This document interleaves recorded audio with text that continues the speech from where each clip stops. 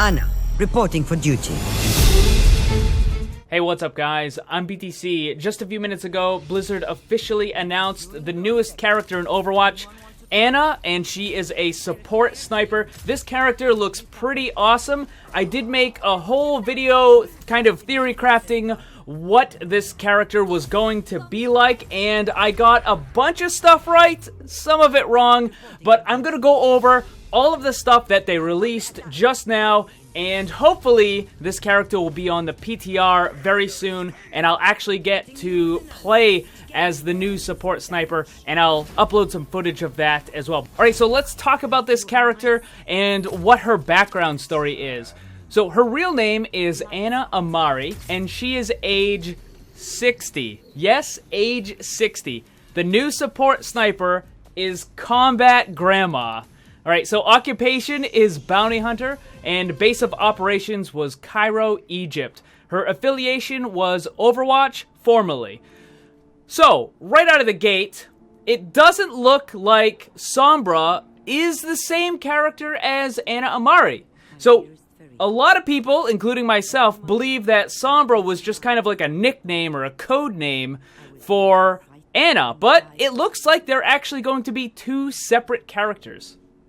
And here's her story. Everyone must find their cause. One of the founding members of Overwatch, Anna uses her skills and expertise to defend her home and the people she cares for. As the Omnic crisis inflicted a heavy toll on Egypt, the country's depleted and undermanned security forces relied on elite snipers for support.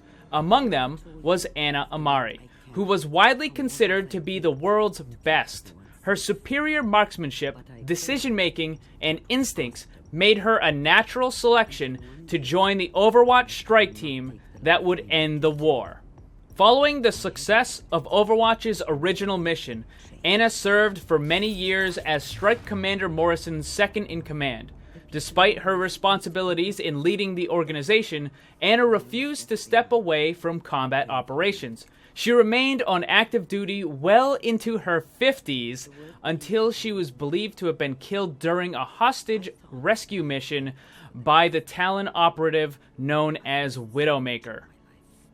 In truth, Anna survived that encounter, despite being gravely wounded and losing her right eye. During her recovery, she wrestled with the weight of a life spent in combat, and she chose to stay out of the world's growing conflicts. However, as time passed, she realized she could not sit on the sidelines while people threatened her city and the innocents around her.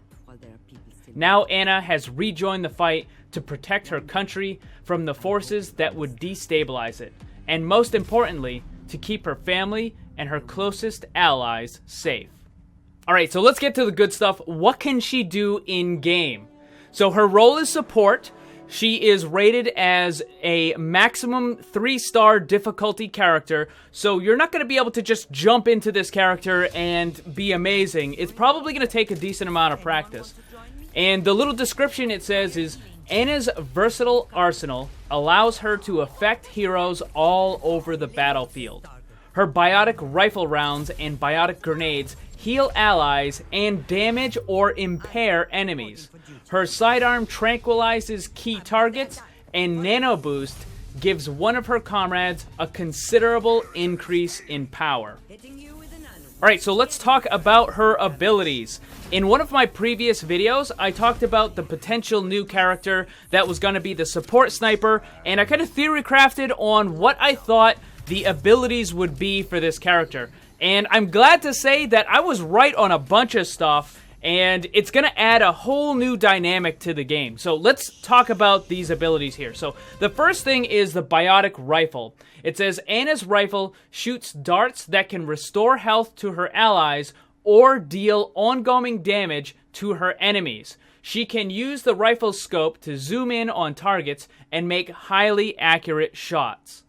So the first ability is the simplest. It's your left click and right click, and it is the biotic rifle. Anna's rifle shoots darts that can restore health to her allies or deal ongoing damage to her enemies. She can use the rifle's scope to zoom in on targets and make highly accurate shots. So right click is going to zoom in just like Widow, and the left click is going to fire off the dart. Now, depending on whether it hits an ally or an enemy, it's going to do something different.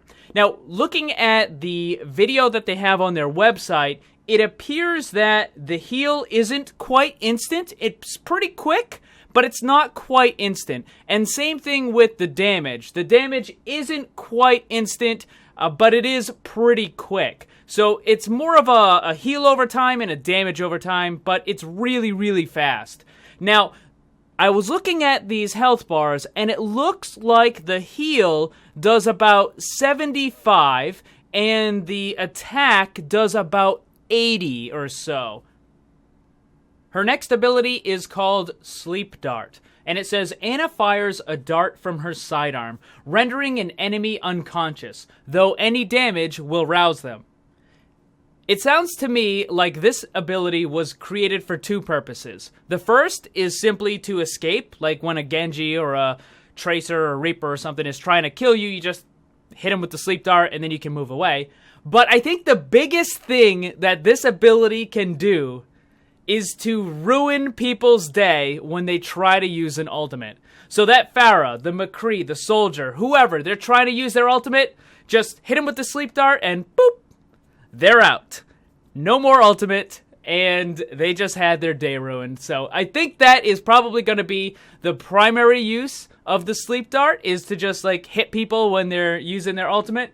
Or, you know, maybe you can use it in a fight to take out a healer or one of their damage dealers or something. But the ability to instantly put someone down when they're trying to use an ult is going to be really, really powerful, I think. Her next ability is the Biotic Grenade. And I'm really glad that they're doing something like this. This is actually what I predicted that Blizzard would make into an ability. And I'm really glad that they did, because I think it's going to add a really cool new dynamic to the game. Alright, so what I predicted when I was kind of theory crafting about what the support sniper's abilities would be was that she would somehow use the Biotic Field as a way to prevent enemies from healing. And in kind of like the story and the lore of the game, Mercy was really worried about her biotic technology being weaponized and used to hurt other people. And I thought that this would be kind of like a perfect, twisting of that. So let me read it to you. It says, Biotic Grenade. Ana tosses a biotic bomb that deals damage to enemies and heals allies in a small area of effect.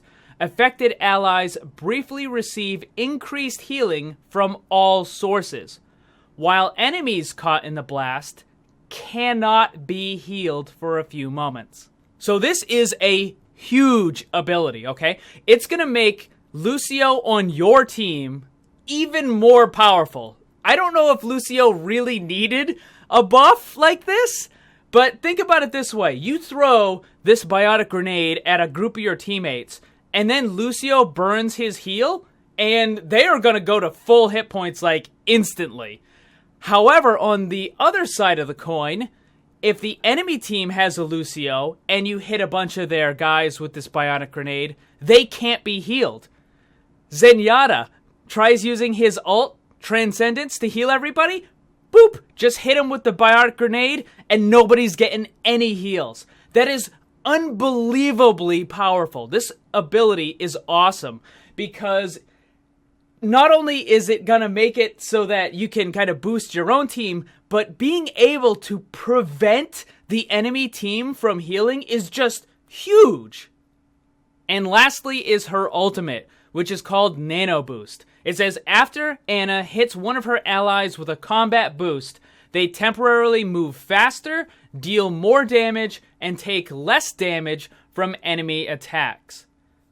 You can use this on your tank, for your tank to like rush in and just start wrecking the place, or you could hit a Pharah or a Soldier 76, and they'll just like tear up the whole map with this. I mean, it is crazy powerful, I think.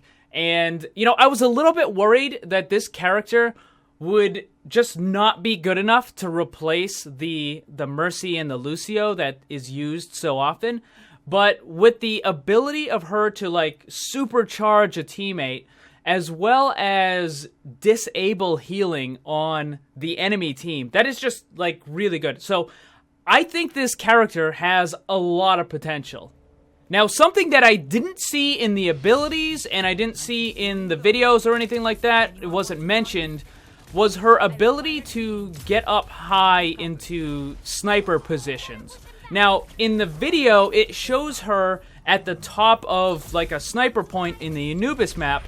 So I'm guessing that she has some sort of ability. Maybe it's like a double jump or a super jump or something. I don't know. It doesn't really show, like, how she got up there. It just shows her up on the top of it. So I hope she does have some sort of ability to get up into sniper positions. Otherwise, she is going to be, like, really, really vulnerable. And some of the line of sight issues, being able to actually hit teammates, might be problematic. But judging from the Anubis map that they showed in the video, it does look like she can get up there. I just don't know how at this point. So I'm really looking forward to trying out this character. I think it's going to be a really unique, kind of interesting way to play a support character, and it looks really fun. Now, as soon as they get Ana on the public test realm, I will record some gameplay and upload it for you guys to check out. So there's one more thing I want to talk about. In the story trailer for Ana, they showed an old kind of black and white picture of a bunch of the Overwatch members. And if you look, you'll probably recognize a bunch of them. There's Reaper, Soldier 76, Reinhardt, McCree, Mercy, Torbjorn, and a very young Pharah, as well as Ana. But on the far left and the far right, there are two mystery characters. So the very left character is an Asian male. I believe his name is supposed to be Liao, but we really haven't gotten much information. And the character on the very far right seems to be a complete mystery. But it looks like Blizzard is already teeing up some of the new potential characters for Overwatch. So keep an eye out, because both of these unknown characters may very well end up being playable heroes in Overwatch at some point in the future.